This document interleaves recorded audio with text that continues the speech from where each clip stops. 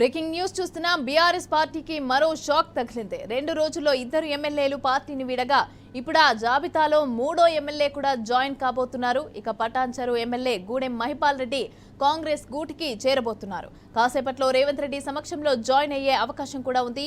ఇక గూడెం మహిపాల్ రెడ్డితో కలిపి ఇప్పటివరకు మొత్తం 10 మంది బీఆర్ఎస్ ఎమ్మెల్యేలు జాయిన్ అవుతున్నారు.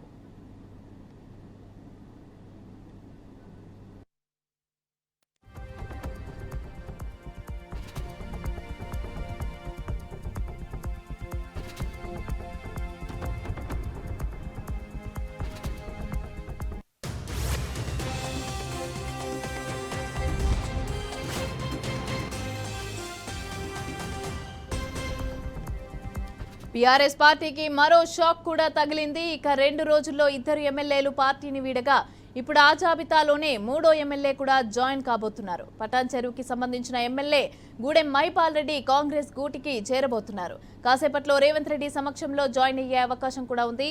ఇక గూడెం మహిపాల్ రెడ్డితో కలిపి ఇప్పటి వరకు మొత్తం 10 మంది బీఆర్ఎస్ ఎమ్మెల్యేలు కాంగ్రెస్ లో జాయిన్ అవుతున్నారు.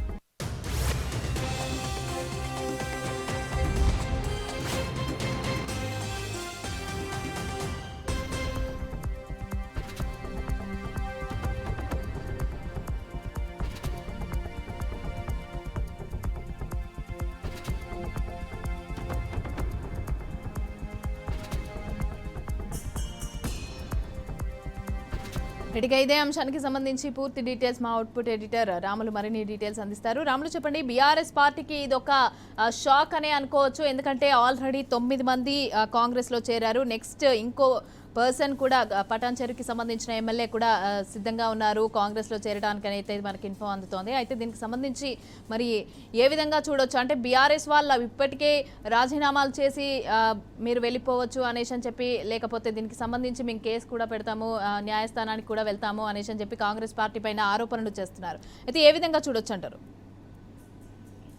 మమత ముఖ్యంగా ఈరోజు తెలంగాణకు సంబంధించిన రాజకీయం ఒక రాజకీయ మలుపుగా చెప్పుకోవచ్చు. ఇప్పటికిప్పుడే ఒక వికెట్ పడిపోయిందని చెప్పొచ్చు. ఎందుకంటే ఉదయం అరకపూడి గాంధీ కాంగ్రెస్ పార్టీలో జాయిన్ కావడం జరిగింది. అదేవిధంగా ఇప్పుడు గూడెం మహిపాల్ రెడ్డి కూడా కాంగ్రెస్ పార్టీలోకి రావడం జరిగింది. మొత్తంగా కాంగ్రెస్ పార్టీలోకి బీఆర్ఎస్ ఎమ్మెల్యేలు క్యూ కాడుతున్నారని చెప్పుకోవచ్చు. రాను రాను మొత్తం బీఆర్ఎస్ లో ఉన్న ఎమ్మెల్యేలందరూ కాంగ్రెస్ పార్టీలోకి వచ్చే అవకాశం కనిపిస్తుంది. ఎందుకంటే పార్టీ నియోజకవర్గాలకు సంబంధించిన కార్యకర్తలకు సంబంధించింది, అభివృద్ధికి సంబంధించింది అనేక విషయాలు ఉన్నాయి. అవన్నిటిని కాపాడుకోవడానికి ఎమ్మెల్యేలు ఈ రోజు పార్టీకి సంబంధించిన పార్టీ మారడం జరుగుతుంది.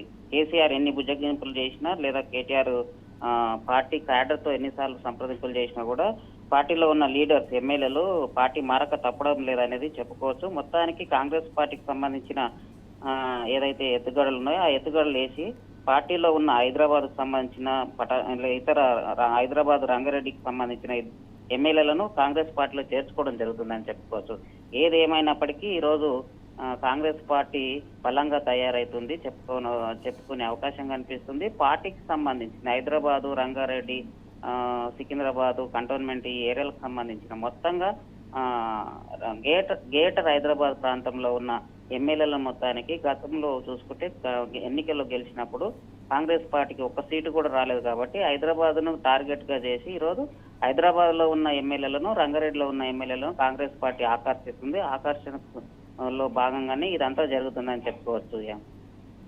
రైట్. అలాగే ఇలా పార్టీలు మారుతున్న వాళ్ళైతే రీజన్స్ అడిగితే సొంత ప్రయోజనాల కోసం అనేసి అని చెప్పి బయట వాళ్ళు అంటున్నారు. కాకపోతే మేము అభివృద్ధి కోసం మాత్రమే పార్టీ మారుతున్నాము అనేసి అని చెప్పి అయితే లీడర్లు కూడా చెప్పడం జరుగుతోంది. అయితే ఏ విధంగా చూడొచ్చు అంటారు? అంటే సొంత ప్రయోజనాల కోసమే, అంటే అధికారంలో ఉన్నప్పుడు చేసిన అక్రమాలు బయటికి రాకుండా ఉండడం కోసమే మారుతున్నారు అనేసి అని చెప్పి కూడా బయటికి వస్తుంది. అయితే ఏ విధంగా చూడొచ్చు దీన్ని?